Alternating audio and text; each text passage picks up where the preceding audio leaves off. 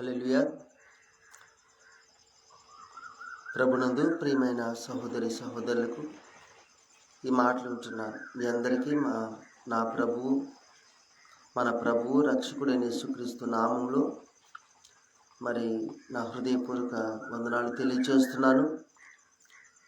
దేవుని పరిశుద్ధ గ్రంథం నుంచి కొద్ది నిమిషాలు దేవుని వాక్యాన్ని మనం ధ్యానం చేసుకుందాం. అవకాశం ఉన్న ప్రతి ఒక్కరూ ఆసక్తితో దేవుని మాటలు ఆలకించాలని ప్రభు పేరిట మీ అందరికీ నేను తెలియజేస్తున్నాను. పరిశుద్ధ గ్రంథం నుంచి ఆది కాండము 28వ అధ్యాయం మనం దేవుని వాక్యాన్ని చదువుకుందాం. 10వ వచనం నుండి. యాకోబు బెయేర్షెబా నుండి బయలుదేరి హారాను వైపు వెళ్ళుచు ఒక చోట చేరి ప్రొద్దు కృంగినందున అక్కడ ఆ రాత్రి నిలిచిపోయి ఆ చోటు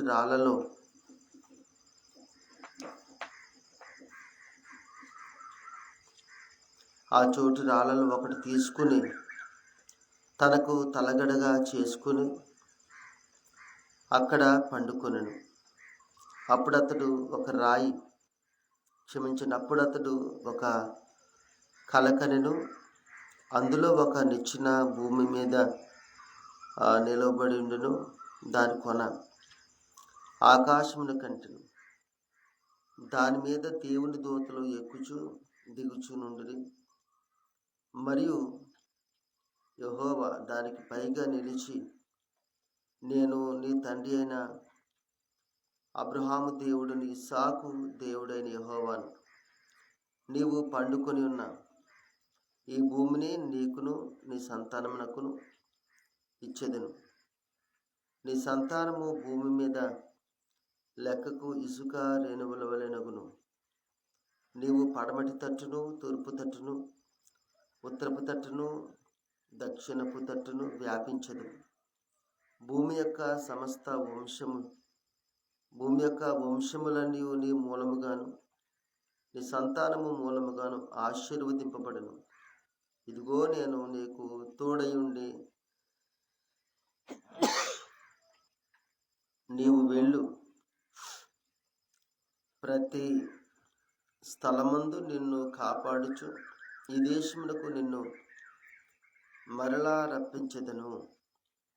నేను నీతో చెప్పినది నెరవేర్చు వరకు నిన్ను విడువనని చెప్పగా యాకోబు నిద్ర తెలిసి, నిశ్చయముగా యెహోవా ఈ స్థలమందున్నాడు, అది నాకు తెలియకపోయిననుకొని భయపడి, ఈ స్థలము ఎంతో భయంకరము, ఇది దేవుని మందిరమే గాని వేరొకటి కాదు, పరలోకపు గవని ఇదే అనుకొనెను.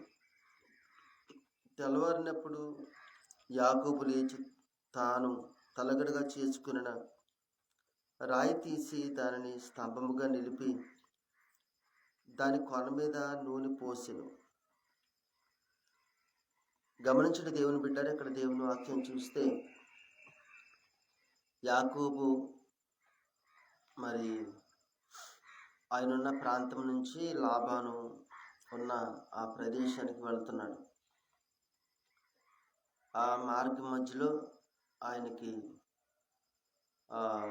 అప్పటికే సమయం ఎక్కువైపోయింది. అంటే చీకటి పడిపోయింది కనుక ఇక రాత్రి అక్కడే ఎక్కడో దిక్కున ఉండాలనే ఆలోచనతో ఒక ప్రాంతం వస్తే అనుకోకుండా అక్కడే ఆయన ఒక రాయి ఉంటే రాయి తల కింద పెట్టుకొని తలగడగా పెట్టుకొని నిద్రపోయాడు. అలా ఆయన పడుకున్నప్పుడు కల వచ్చింది. కలలో భూమి మీద నుంచి ఆకాశానికి ఒక నిచ్చెన వేయబడి ఉంది. ఆయన ఎక్కడైతే పడుకున్నాడో అక్కడ ఆ ప్రాంతంలోనే ఆ నిచ్చెన మీద కొంతమంది దేవదూతలు ఎక్కుతున్నారు, కొంతమంది దిగుతున్నారు. అర్థమైంది, నిచ్చెన చాలా క్లియర్గా అర్థమైంది. ఆకాశం వరకు ఉన్నట్లు ఆయన గమనించగలిగాడు. ఆ ఎక్కేవారిని దిగేవారిని పరిశీలనగా చూస్తే వాళ్ళు మనుషులు కాదు, దేవదూతలు. ఆయనకు అర్థమైంది వీరు దేవదూతలని. అయితే దానికి పైగా చూస్తే దేవుడే కనపడుతున్నాడు స్వయంగా. చూశాడు, ఆయనకి అర్థమైంది, ఈయన దేవుడు అని అర్థమైంది. అప్పుడు ఆ దేవుడు యాకోబుతో మాట్లాడుతున్నాడు. యాకోబుతో ఆయన మాట్లాడుతూ, నువ్వు ఎక్కడైతే పండుకుని ఉన్నావో ఈ భూమిని నీకు ఇస్తాను,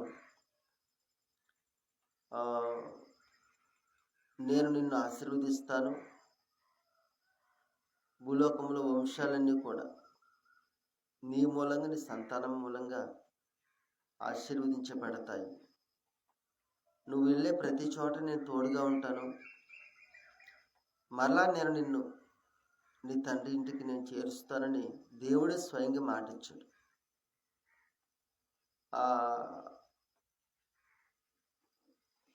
ఆ మాట ఇచ్చాడు. అయితే తెల్లవారిపోయింది. ఈయన నిద్ర నుంచి అంటే మెలకు వచ్చింది. మెలకు వచ్చిన తర్వాత ఆయన అనుకున్నాడు, ఇది దేవుని మందిరమే కానీ వేరొకటి కాదు, పరలోకపు గమని ఇదే అని అనుకున్నాడు. భయం వేసింది, అని చాలా భయం వేసింది.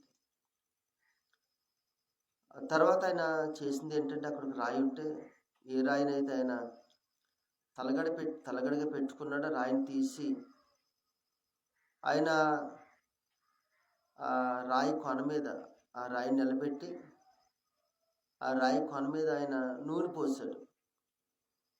ఆ మాట అక్కడ రాయబడి ఉంది, మనం చదివితే అర్థమవుతుంది.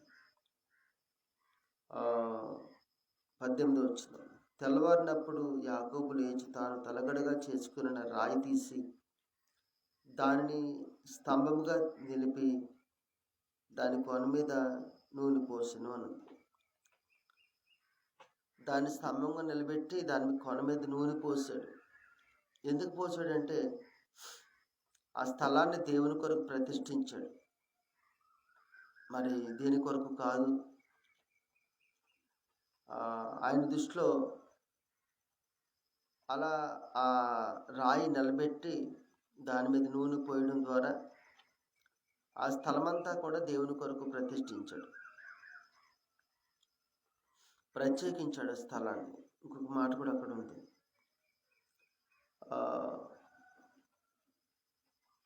అయితే గమనించండి, దేవుడు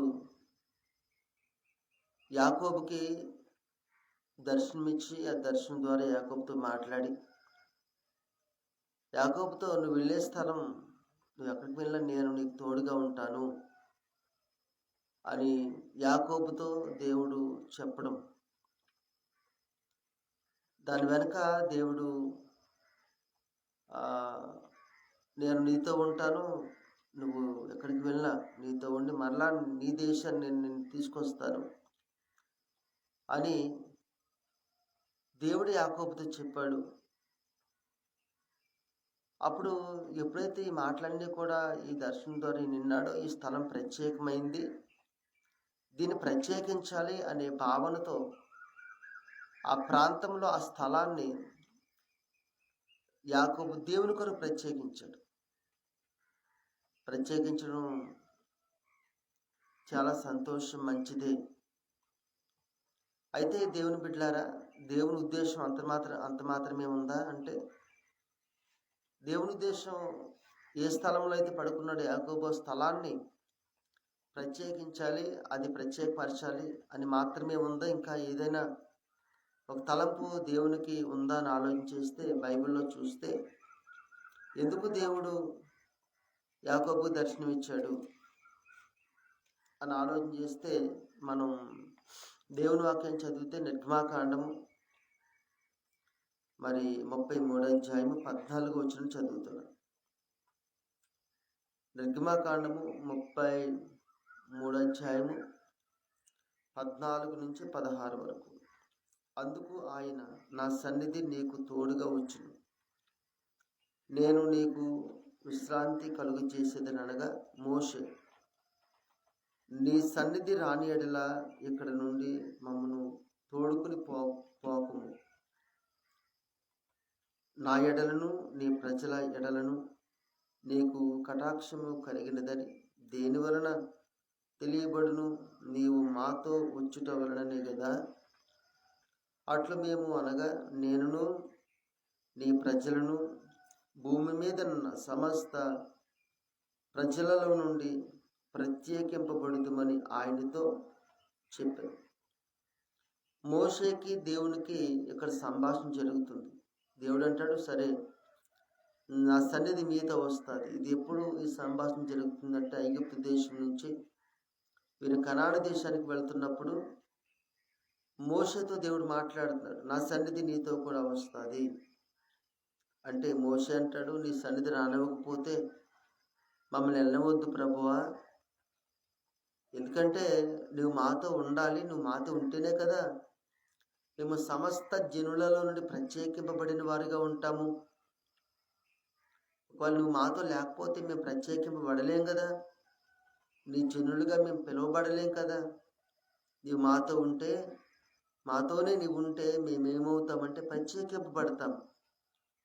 నీ జనులుగా మేము ప్రత్యేకమైన జీవితాన్ని జీవిస్తాము. ఈ లోకంలో మేము ప్రత్యేకత కలిగి ఉంటాము. జనులందరిలో అందరితో పాటు మేము కూడా కాక మేము మీ కొరకు ప్రత్యేకంగా ఉండాలంటే మీరు మాతో ఉండాలి, అప్పుడే మేము ప్రత్యేకంగా ఉండగలుగుతాము అని మోషే దేవుడితో చెప్తున్నాడు.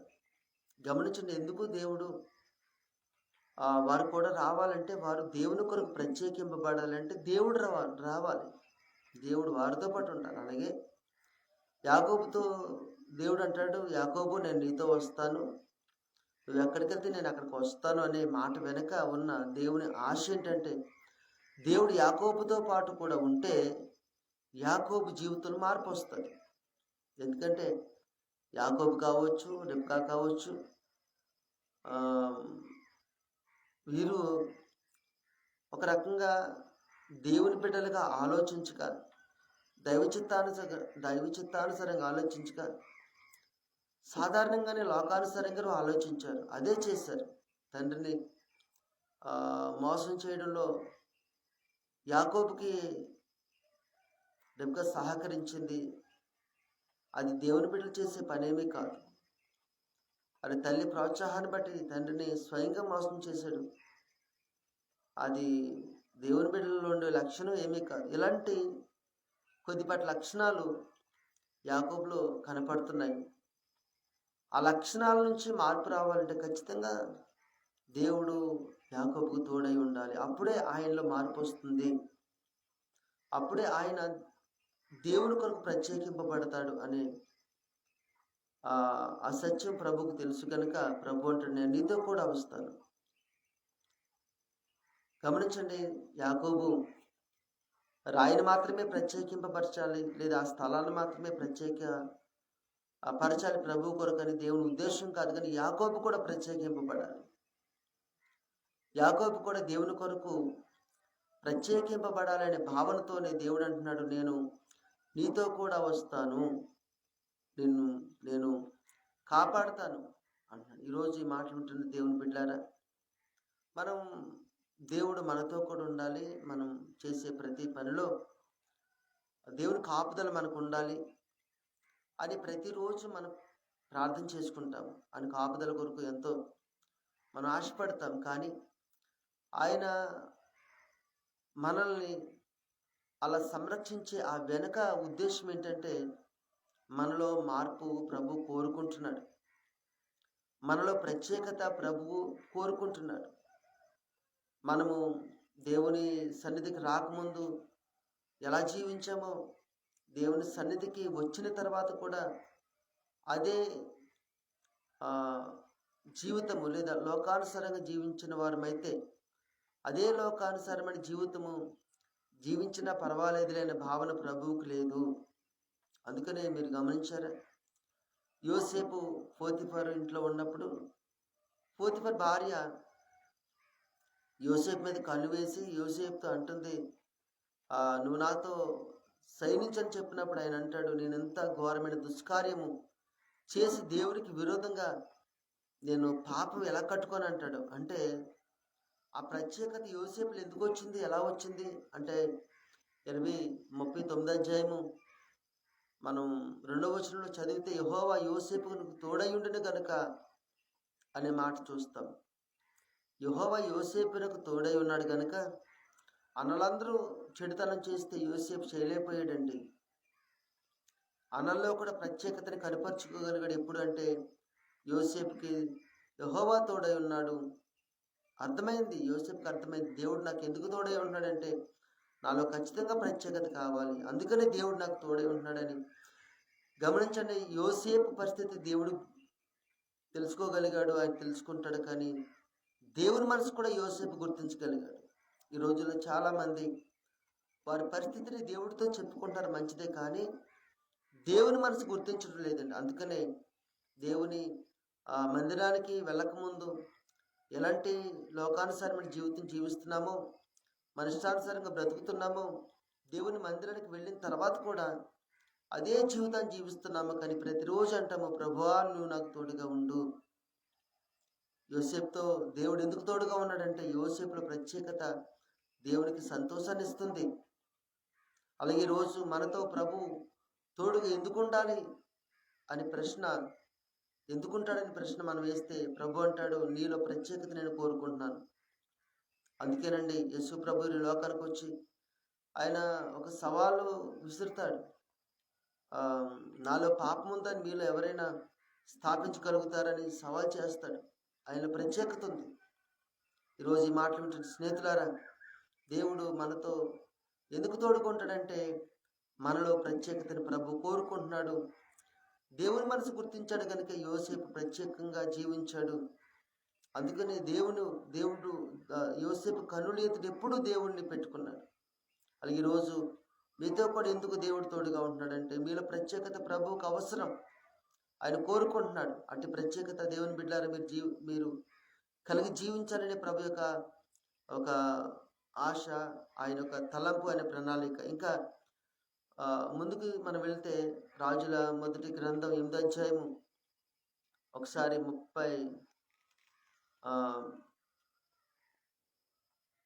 రాజుల మొదటి గ్రంథం 8వ అధ్యాయం 53వ వచనం చదువుతున్నాను. అక్కడ కూడా ఒక మాట ఉంది. పరిశుద్ధ గ్రంథం నుంచి రాజుల మొదటి గ్రంథం 8వ అధ్యాయము 53వ వచనం.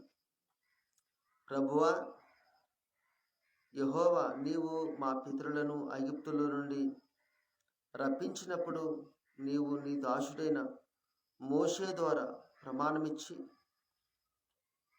ప్రమాణమిచ్చినట్లు నీ స్వాస్యమగునట్లుగా లోకమందున్న జనులందరిలో నుండి వారిని ప్రత్యేకించితివి కదా. ఇక్కడ దేవుని బిడ్డలారా, మరి ఒక ప్రార్థన మనం చూస్తున్నాము. సొలొమోను ఆయన ప్రార్థన చేస్తూ దేవుడితో మాట్లాడుతూ ఆయన అంటాడు, ప్రభువా నువ్వు మా ప్రజల్ని, ఇశ్రాయేలీల్ని నీవు ఐగుప్తులో నుంచి రప్పించినప్పుడు నీవు వారికి ప్రమాణం చేశావు.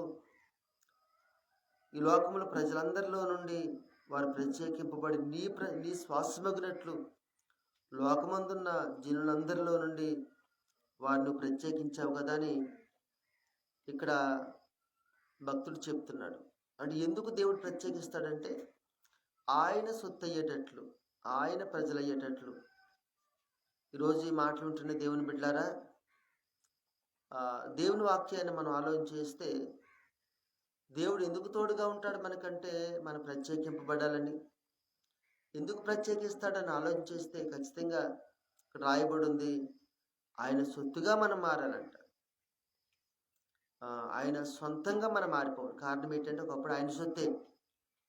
బైబిల్ ఇలా రాయబడి, దేవుడు తన స్వరూపమందు తన పోలిక చొప్పున నరుల్ని చేసెను అని ఉంది. దేవుడు తన స్వరూపమందు తన పోలిక చొప్పున మనందరినీ దేవుడు చేస్తే మధ్యలో ఒకడు ఎంటర్ అయ్యి వాడు దేవుని సొత్తైన ప్రజల్ని వాడు కుయేతు ద్వారా దోచుకొని వాడు సొంతం చేసుకున్నాడు. అందుకని బైబిల్లో ఇలా ఉంది. ఆ లోకము దుష్టుని యందు పడి ఉన్నదని ఉంది. సాతాను ఆ అవ్వని, ఆదాముని మోసం చేశాడు. అవ్వను మోసం చేశాడు. అవ్వ ద్వారా ఆదాముని కూడా మోసం చేశాడు.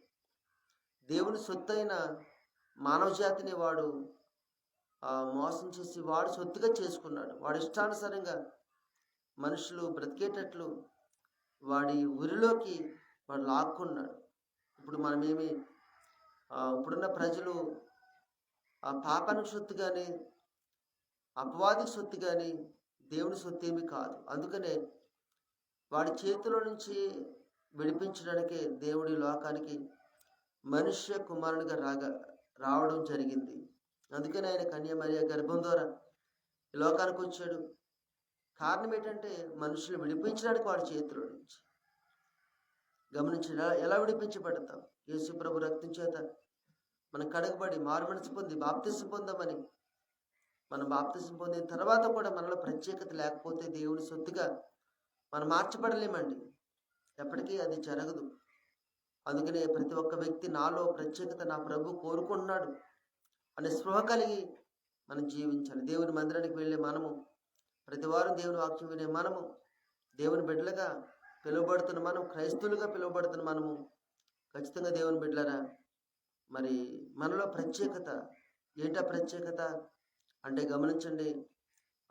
ఏదో మనుషులందరూ ప్రత్యేకింపబడిపోయి వారి విధులకు వేరుగా ఉండాలని కాదు, కానీ మనందరిలాగా మనం బ్రతకాలి. కానీ దేవుని బిడ్డలారా మనలో పరిశుద్ధత కనపడాలన్నమాట. మనలో నీతి కనపడాలి. మనలో దేవుని పట్ల భయము భక్తి కనపడాలి. మనలో దేవుడు మనకి సిద్ధపరిచిన కొన్ని కట్టడలు ఉన్నాయి, అవి మనం అనుసరిస్తూ ఉండాలి. గమనించండి, అట్టి ప్రత్యేకత ఆయన ఎందుకు కోరుకుంటున్నాడంటే అప్పుడే ఆయన స్వాస్యంగా మారుతాం, ఆయన సొంతంగా మారుతాం. అందుకనే బైబిల్లో ఇలా రాయబడి ఉంది, ఎందరైతే ఆయనను అనుసరిస్తారో అనగా తన నామమందు విశ్వాసం ఉంచిన వారికి ఆయన పిల్లలగుటకు అధికారం కలదని బైబిల్ చెప్తుంది. దేవుని నామము అంటే వాక్యమైన నామం ఆయనకు ఉందని బైబిల్లో రాయబడి ఉంది. 19వ అధ్యాయం ప్రకటన గ్రంథం 19వ అధ్యాయంలో వాక్యమైన నామం ఆయనకు ఉందంట. అంటే ఆయన వాక్యం పట్ల మనకు విశ్వాసం ఉంచి, ఏ వాక్యం అయితే మనం వింటున్నామో ఈరోజు ఈ వాక్యం ద్వారా దేవుడు నాతో మాట్లాడాడు, నన్ను ప్రత్యేకింపబడమంటున్నాడు అని మనం నమ్ముతామో, అలా నమ్మి వాక్యాన్ని నమ్మి మనం ప్రత్యేకింపబడతాం. అప్పుడు దేవుని పిల్లలుగా మనం పరిగణింపబడతామండి. ఎప్పుడైతే దేవుని పిల్లలుగా మనం పరిగణింపబడతామో అప్పుడు పరలోక రాజ్య స్వాస్థ్యం మనం పొందుకోగలుగుతాం. ఎందుకంటే నా తండ్రి ఆస్తిలో భాగం ఖచ్చితంగా నాకు ఉంటుంది, అది ఒక నియమము.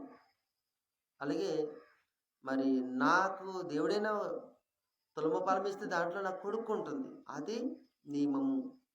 మరి బయట వాళ్ళకి ఇస్తామండి, హక్కు ఉంటుందా? ఉండదు. అలాగే దేవుని స్వాస్థ్యమైన పరలోకములో నీకు నాకు హక్కు కావాలంటే ఖచ్చితంగా దేవుడు మనతో ఉంటాడు.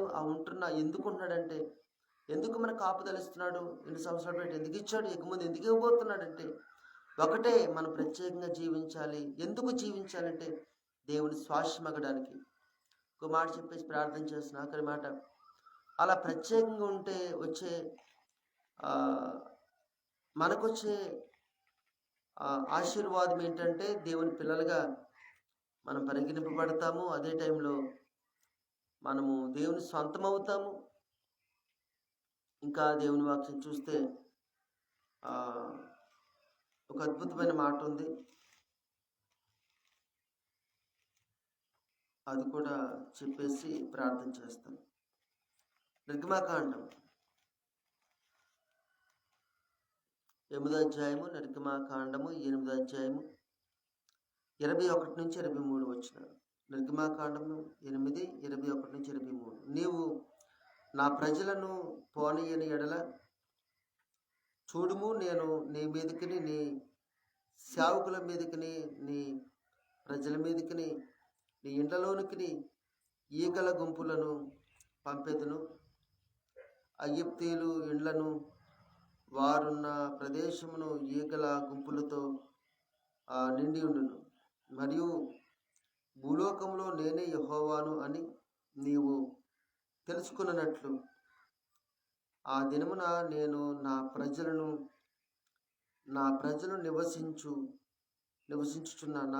నివసించుచున్న గోషేను దేశమును వినాయించెదను. అక్కడ ఈగల గుంపులుండవు.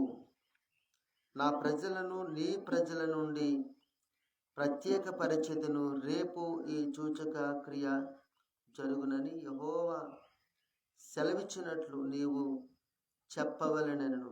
గమనించండి, ఇక్కడ ఫరో దేవుని మాటకి లోబడ్డం లేదు కనుక ఆ దేశం అంతటి మీదకి ఈగల గుంపులు పంపించి తద్వారా ఆ పంటలను కానీ లేకపోతే ఆ ప్రదేశాన్ని కానీ దేవుడు పాడు చేయబోతున్నాడు.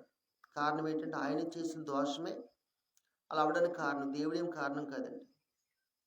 చాలామంది ఓహో దేవుడు ఎలాంటి అనుకుంటారు. కాదు, దేవుడు వాళ్ళు చేసిన అవిధేయతని బట్టి ఆ శిక్ష వారు తెచ్చుకున్నారు. ఆ ఈగల గుంపులు ఆ దేశమంతా కూడా ప్రవేశించి వారందరినీ కూడా నిజంగా బాధ పెడతాయని చెప్పొచ్చు. అలా వారందరూ బాధపడుతున్న సమయంలో ఈయన అంటాడు, నేనే దేవుణ్ణని మీరు తెలుసుకునేటట్లు నా ప్రజల్ని ఏం చేస్తానంటే ఈ ప్రజల్లో నుంచి ప్రత్యేకిస్తాను. అలా ప్రత్యేకింపబడిన నా ప్రజల దగ్గర ఈగల గుంపులు ఉండవు.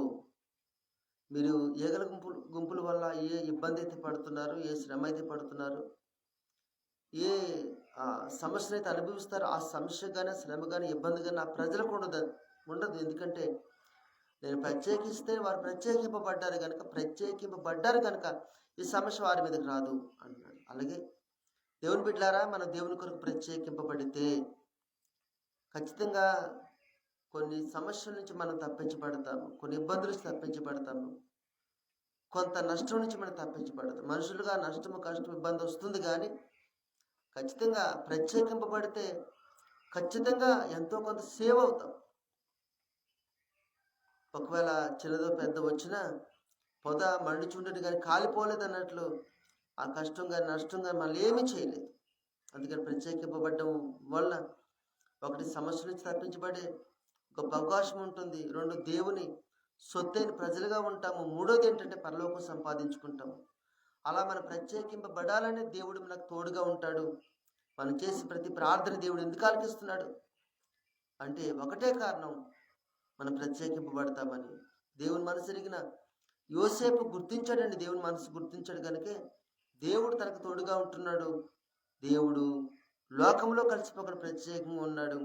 అందుకని ఉన్నతమైన స్థాయిని యోసేపు పొందుకున్నాడు. దేవుడు యాకోబుతో మాట్లాడే కారణం కూడా అదే, నువ్వు దేశం కాని దేశానికి వెళ్తున్నావు. ఎందుకంటే అక్కడ అందరూ యెహోవాను ఎరిగిన వారేం కాదండి.